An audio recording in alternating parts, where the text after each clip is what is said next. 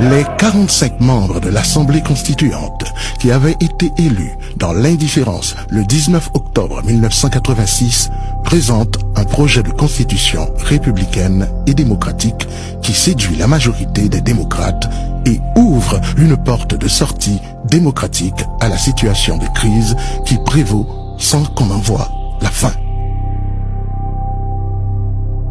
Concitoyens, concitoyennes, à proximité du référendum par lequel nous sommes appelés à nous prononcer sur la nouvelle constitution de la République d'Haïti, votée à l'aube du mardi 10 mars 1987.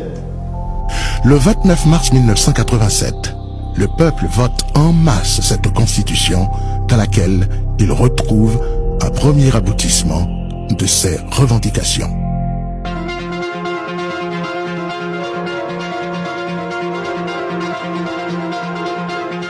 Mesdames, Messieurs, bonjour. Depuis le matin, là, je nous attendais sur une station radio et je nous retrouve là sur un petit flash en direct RTNHT Baou. Mounio prend la rue, population pour y aller remplir de voies civiques, pour y aller voter. Devant la poste, devant l'information, il y a des gens qui sont là, arrivés juste pour les cours. Ça dépend de gens qui font chaque monde fait adapter guide là à la situation qui est présentée dans le bureau de vote.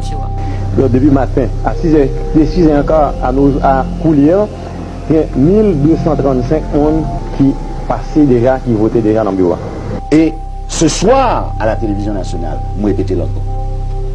Constitution par crayon, situation dangereuse. Et un leader responsable ne saurait admettre. Bon, madame, quelle opinion sur votre constitution aujourd'hui? Bon, opinion, c'est que la constitution permet tout le monde de respecter les droits de chaque citoyen dans le pays, son devoir de justice. C'est une pièce maîtresse au pays, la constitution. Le pays est capable de changer. Eh bien, mon cher, c'est un bagage, c'est la première fois qu'on fait ça. Également obligé de venir renforcer le peuple à voter avec. Pour le pays avancer, pour qu'on va qui fait, faut que moi-même, en tant que citoyen, je prends un rôle au sérieux.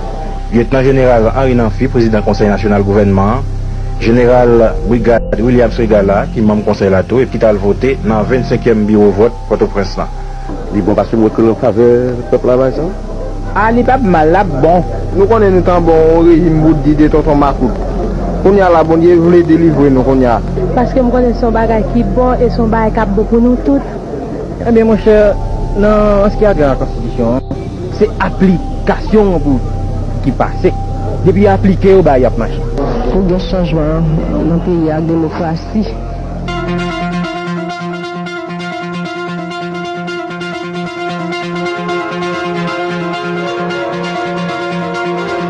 Par cette réflexion simpliste, que peut mon bulletin contre des millions d'autres? Le 13 mai 1987, le CNG crée le premier conseil électoral provisoire, CEP. Je jure de respecter la Constitution et les dispositions du décret électoral et de m'acquitter de ma tâche avec dignité, indépendance, impartialité et patriotisme. La force est posée, veto posé, la patte sur toute cassette journaliste là, caméra Télé Haïti, cassette Télé Haïti, cassette Radio Métropole, et en même temps il y a un journaliste Radio Métropole qui a arrêté, et bien on voit nous ça, et bien la presse lui-même sur côté pâle, le dos au mur, le tout est long diagonal. Et bien c'est vous ça tout que a arrêté M. Jean-Marc Blanc, qui est un reporter Radio Métropole et correspondant La Voix de l'Amérique. Maintenant, pour le journaliste, parce que moi je connais que nous-mêmes journalistes, si nous dispersons, la police toujours pense que nous avons un travail contre lui, qui n'est pas vrai du tout. Parce que nous-mêmes nous avons un travail peuple. Et la police dans le peuple là tout.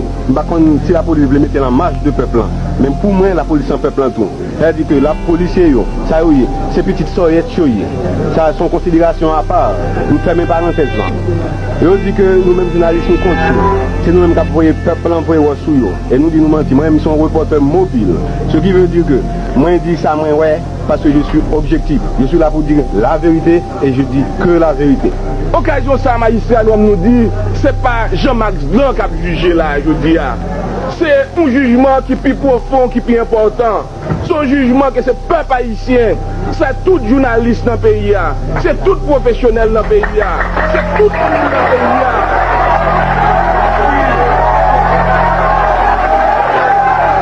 Mais dans un pays qui peut vivre sans le pouvoir judiciaire. Et si où il va au côté, il y a une existence du pouvoir judiciaire là, c'est que c'est pas nos pays où c'est nos jungles, c'est que c'est côté bien barbare, c'est côté bien fou, c'est côté qu'on a enregistré n'importe sorte à jouer. Donc nous-mêmes, on seul bagage n'a dit, n'a pas le voyou la caillou, parce que nous pas nous pour rien, parce que suivant ça au doupéa, eh bien, nous pas n'a pas la gueule pour la caillou. À propos de la tenue de la session ordinaire des examens du baccalauréat, première et deuxième partie dans les 9 départements du pays aujourd'hui, Joël Lorquet a rencontré M. Franck Etienne, éducateur, dramaturge et écrivain haïtien. Le problème dans le lycée, c'est que ce soit ou placer sous angle politique ou bien sous angle pédagogique, examen pas possible. Et c'est pour rendre compte que c'est pas en fait de seulement pour CNG ou contre CNG, climat pas propice à examen.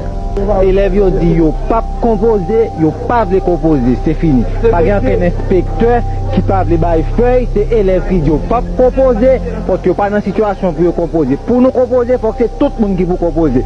Moi-même, je bien, mais composer pas moi, mais je regarde tous les élèves qui n'ont pas voulu. Tous les élèves ont dit décider de composer. Moi-même, je m'oblige à me capable. Je pense que de la part du gouvernement, c'est une erreur grave et moralement très grave d'avoir tenu à faire composer les étudiants dans un climat pareil. Mais malheureusement, ce gouvernement ne fait que commettre des erreurs ces jours-ci. Mais le 16 juin 1987, la Centrale autonome des travailleurs haïtiens, CATH, appelle à la grève générale. Monseigneur Romélus de la ville de Jérémie, qui appuie la grève, lance son mot d'ordre « Racher Maillot » et demande le départ immédiat du CNG. Les paysans raché Maillot là dans terre, Maillot là sorti avec racine là, donc il n'a pas quitté racine encore. C'est ça qui fait que toute ma couture, dans tout secteur d'un pays qui empêchait tout pays à gagner la paix à cause de racine macoute là qui plantait fond dans terre, fond dans conscience monde, qui tourne en corruption dans 100 peuples là, eh bien automatiquement que combat n'a fait là, non bon Dieu, ça vient permettre que nous fassions racher Maillot là, pas t'apprêter encore dans terre. Et laisse à tort, pays d'Haïti, t'as connaît. Ça veut dire un pays qui a fait une révolution sans gros âmes, sans empile, sans pas couler. Mon Dieu, regardez-nous tous, les contents, et il dit, c'est solidarité ça, qui va permettre que méchants qui voulaient racher nous, au lieu de racher nous, c'est Maillot qui a raché.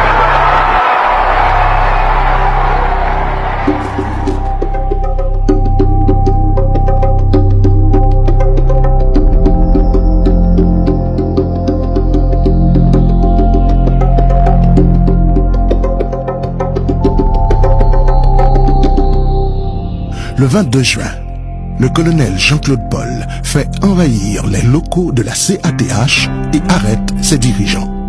Jean-Claude Paul était un fanatique. Jean-Claude Paul était un fanatique, un officier très ancré dans une question sociale, je dirais même idéologique. Il a écrit qu'il y a une grande priorité. Le changement, il y a un bagage qui est extrêmement important pour nous capable de développer Haïti, c'est décentraliser le pays et réaliser un programme de réforme agraire en bénéfice des paysans. Évidemment, un gouvernement de facto de la CNG n'est pas capable de faire réforme agraire, mais parole ça a passé dans la bouche tout le monde dans l'église.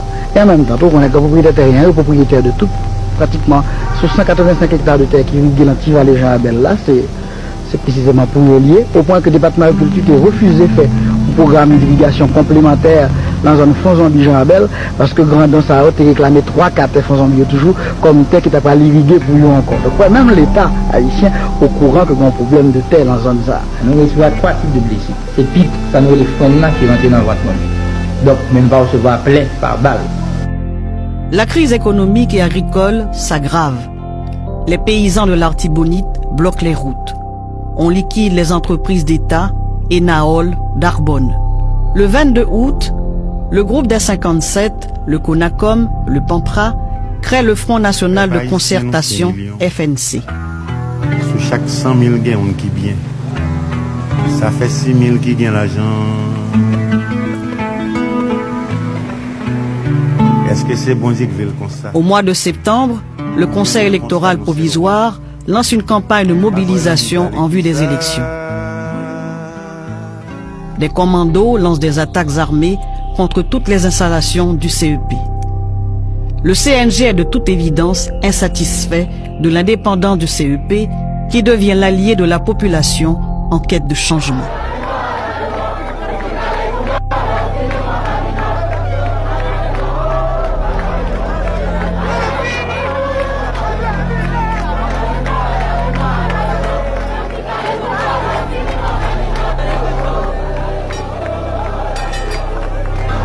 Des situations effectivement très graves et très dramatiques. 8 jours, côté après sang coulé, côté mon a mouru et mon a blessé, côté mon a crié.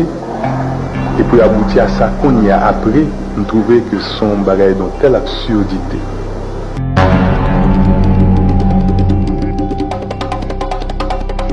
Le 13 octobre, le dirigeant du RDC, Yves Bollel, est assassiné devant les locaux de la police. Une copie de la Constitution de mars 87 en main. Il était venu réclamer la libération d'un prisonnier détenu illégalement au bureau de police. Un autre dirigeant politique, Atis, avait déjà été assassiné. L'information de la journée, c'est bien sûr la mort de Maître Yves Bollel, abattu ce matin vers 10h15 devant le quartier général de la police de Port-au-Prince. Nous ne sommes pas témoins de l'incident qui a occasionné la mort du leader du RDC. Rassemblement démocrate chrétien, candidat à la présidence. Aucun témoin civil n'osait de ce fait se montrer, mais certains reporters de radio, témoins de la scène, affirment que Maître Bollel, qui s'apprêtait à faire une déclaration en anglais après une harangue aux journalistes présents, a été frappé au visage par des hommes armés devant le service des recherches criminelles. Yves Bollel personnellement, lui-même, il a 45 sur lui. Il fait tirer, il fait feu avec lui. L'un n'est pas riposté pour défendre poste, puis c'est pas aucun poste militaire au monde que le carburant pour reprendre comme ça. C'est pas possible.